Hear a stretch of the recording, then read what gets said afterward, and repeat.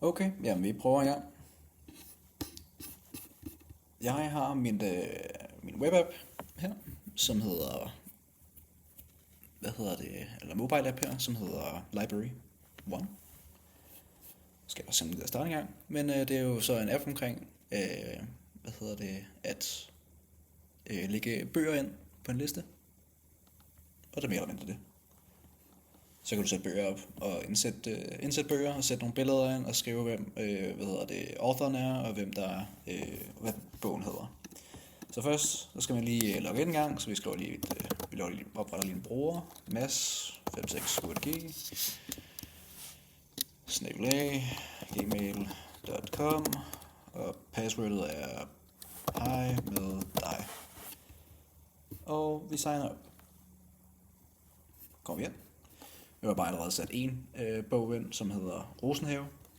Der kan man så trykke på her, og så kan du komme op og se, at navnet er Rosenhave, og den laver authoren Mette, og dens ID-nummer er det her.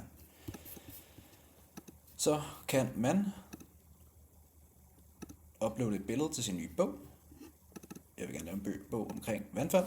Vi skriver, eller have en bog omkring vandfald. Vi har vandfaldenes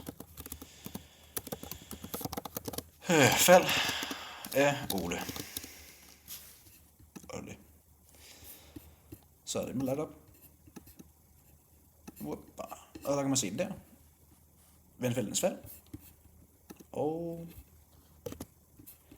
man kan også slette den igen, hvis det er det, man ønsker. Og fjerne den. Ja, det var det. Og så,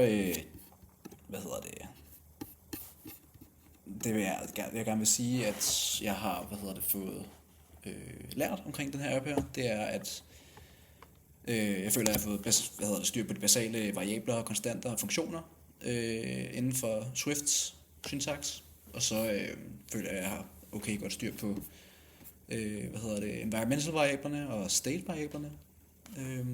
Jeg føler, at jeg har fået godt indsigt i Firebase setup og authentication metoden på hvordan du authenticater din user.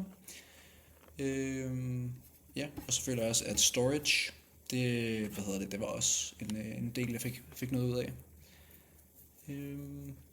Ja, men det var det vist det.